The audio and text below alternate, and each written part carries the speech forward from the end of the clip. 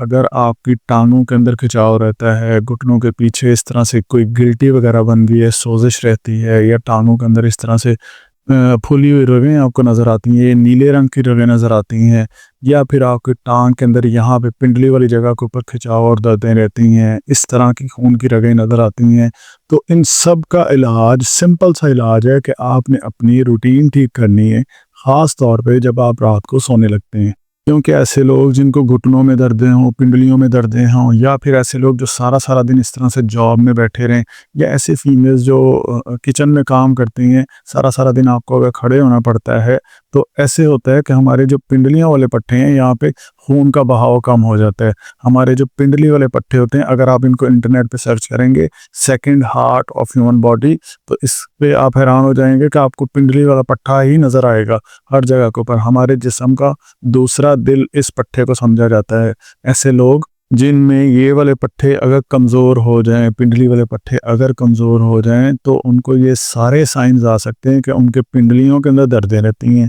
टाँग की back side के ऊपर इस तरह से सोज़िश रहती है, गिल्टी बन जाती है या फिर अगर आप ट्रीटमेंट ना कराएँ तो खून की रगें नीला होने शुरू हो जाती हैं, फूल जाती हैं। तो इसका बेहतरीन हल ये होता है कि हम अपनी रूटीन को ठीक करेंगे। अक्सर लोग जिनको इस तरह की टाँगों के अंदर खिंचाव रहता है और अगर वो ट्रीटमेंट ना कराएँ, कुछ अरसे के बाद उनको घुटनों के अंदर ग्रीस का मसला हो जाता है। जब अपना एक्स-रे करवाते हैं तो एक्स-रे में स्पेस इस तरह से होनी चाहिए थी, वो ख़त्म हो जाती है, घुटने आपस में टच होना शुरू हो जाते हैं, हड्डियाँ आपस में टच होना शुरू हो जाती हैं और मोस्टली लोगों को इस तरह से स्वेलिंग के साइन्स आते हैं, घुटने सूजे हुए नज़र आते हैं, हालाँकि नॉर्मली इस तरह के होने चाहिए थे और वो ऐसे नज़र आना शुरू हो जाते हैं। लास्टली जो एक और चीज़ बहुत ज़्यादा देखी गई है ऐसे लोगों को जिनकी पिंडलियों में खिंचाव रहता है या दर्दें रहती हैं, तो उनको जब वो लेटते हैं तो उनके इस तरह से एंगल बनता है, घुटना सही से बेड के साथ नहीं लगता। अगर आपको इन सब इश्यूज़ में से कोई एक इश्यू भी है, तो जो मैं आज आपको रूटीन बताऊँगा आपने वो फ़ॉलो करनी है, आपको बहुत ज़्यादा फ़ायदा होगा। अब उस रूटीन के अंदर सिंपल चीज़ें हैं, जो सबसे पहली चीज़ है ना, आपने इस तरह से लेटना है। इसे हम एंकल एलिवेशन कहते हैं। इससे आपने इस तरह से लेटने के लिए 2 या 3 तकिए अपनी टाँगों के नीचे रखें और इस तरह से प्लेस कर दें कि आपके हिप तक ये तकिए पड़े हुए हों। इस पोजीशन में आपने 10 मिनट के लिए लेट जाना है। ये आप सोने से पहले ये वाली रूटीन करेंगे। सबसे पहले आप अगर तकिए नहीं है तो आप देख लें, आप कोई रज़ाई लपेट के रख लें, कंबल लपेट के रख लें। मेन मकसद हमारा ऊँचा करके रखना है इस तरह से। और ये ऐसे जिम बॉल्स भी रखी जा सकती हैं, मोस्टली क्लिनिक्स को तो मौजूद होती हैं। अगर घर में नहीं है तो आप सिर्फ रज़ाई या कोई तकिए वगैरह रख लें और इस तरह से लेट के ना हमने पाँव को ऐसे करना है, ऊपर लेके जाना है, 10 सेकंड के लिए रोकना है, नीचे लेके आना है, 5 सेकंड का वक्फा देना है और बार-बार ये वाली एक्सरसाइज करनी है। इसे हम ankle elevation with ankle pumping कहते हैं। ठीक है, आपने ये पहली एक्सरसाइज तो हो गई हमारी पोजीशन, साथ में ये वाली एंकल पंपिंग वाली आपने एक्सरसाइज करनी है। नंबर 2, आपने घर में कुछ इस तरह की मशीनें रख लेनी है जिसकी मदद से आपको जिस भी पट्टे के ऊपर खिंचाओ, आप वहाँ पे इस मशीन को अप्लाई करके अपने घर में ही थेरेपी कर सकें। बेहतर ये होता है कि अपने नज़दीकी किसी थेरेपी सेंटर पे जाएँ, वहाँ पे स्ट्रेचिंग भी करवाएँ, वहाँ पे डिफरेंट मशीनें भी लगवाएँ। लेकिन अगर आप थेरेपी सेंटर डेली बेसिस पे नहीं जा सकते हैं, तो फिर मैं रिकमेंड करूँगा कि इस तरह की आप मशीन रख लें और ये इसके ऊपर डिफरेंट हेड्स बने होते हैं जो कि आप अपने हिसाब से कि बॉडी के किस हिस्से के ऊपर आपने लगाना है, आप इसको लगा सकते हैं। और अगर आपने ऑर्डर करना हो तो आप इस नंबर पे ऑर्डर भी कर सकते हैं। ये तो होगी हमारी पोजीशन।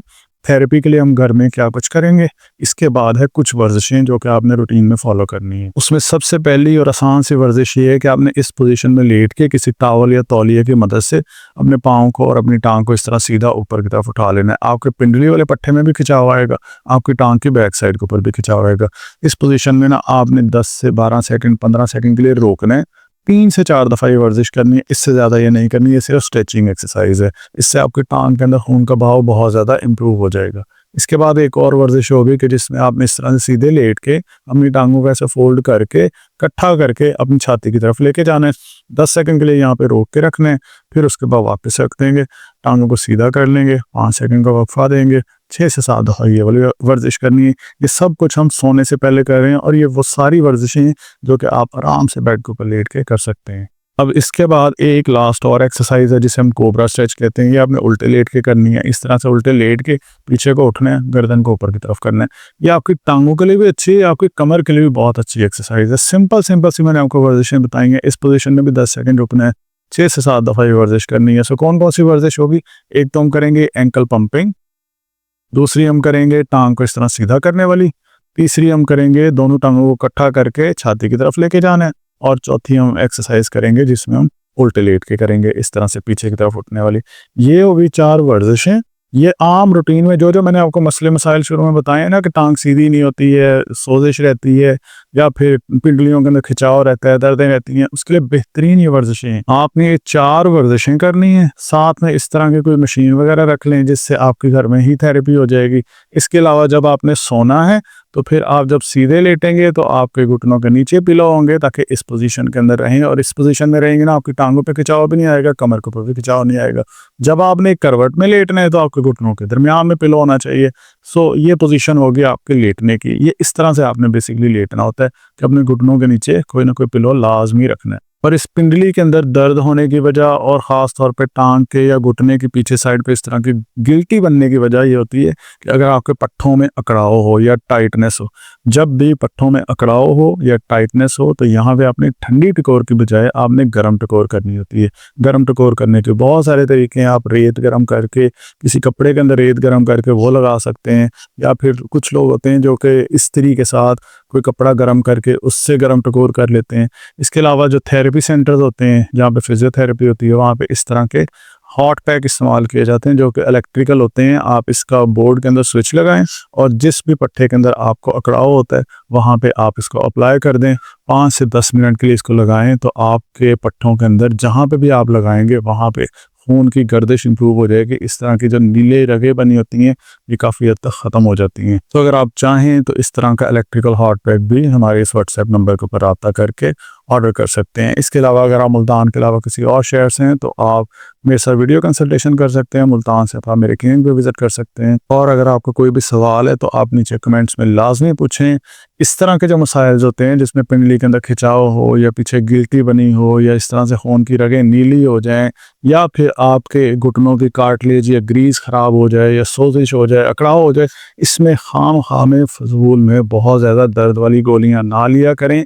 ना ही पट्ठों को रिलैक्स करने वाली, जैसे हम मसल रिलैक्सेंट्स कहते हैं, इन दवाइयों को अवॉइड करते हुए आपने ज़्यादा से ज़्यादा कोशिश करनी है कि उन चीज़ों को फॉलो करें जिससे आप बिना किसी साइड इफ़ेक्ट के इसको ठीक कर सकते हैं। जैसे ये पीछे गिल्टी बनी हुई होती है ना, जब आप इस पोजीशन में लेटते हैं या जब आप ये वाला स्ट्रेच करते हैं इस पोजीशन में टॉवल के साथ, तो इस गिल्टी वाली जगह के ऊपर खिंचाव आता है। जब आप खिंचाव करते हैं ना तो वो गिल्टी खुद ब खुद ख़त्म होना शुरू हो जाती है। इसमें बहुत सारे लोग इंजेक्शंस, टीके, सर्जरीज यहाँ तक चले जाते हैं, लेकिन कोशिश करनी है आपने कि नॉन मेडिकल जो तरीके, नॉन मेडिसिन वाले जो तरीके हैं, मेडिकल तरीके आप फॉलो कर सकते हैं, बट मेडिसिन के अलावा, इंजेक्शंस, टीकों के अलावा सिर्फ और सिर्फ थेरेपी की मदद से, वर्जिश की मदद से कोशिश करें। लेकिन अगर इन चीज़ों से फ़र्क नहीं पड़ता तो हमारे पास ऑप्शन तो है कि हम मेडिसिन ले सकते हैं, लेकिन डायरेक्टली कोशिश ये करनी है कि आपने बिना दवाइयों के, बिना टीके के अपनी दर्द को, सोजिश को ठीक करने की कोशिश करें। इसके अलावा अगर आपको पट्ठों में और नसों में दर्दें रहती हैं तो इस पे मैंने बड़ी डिटेल में वीडियो बनाई है कि कौन से ऐसे 4 विटामिन्स हैं, अगर वो आप लें तो आपकी जो टांगें सुन्न होती हैं, पाँव सुन्न होते हैं, हाथ सुन्न होते हैं, इसको आप किस तरह से ठीक कर सकते हैं। मैं वीडियो साइड पे पिन कर रहा हूँ, इसको क्लिक करें और वो वीडियो देखें। शुक्रिया।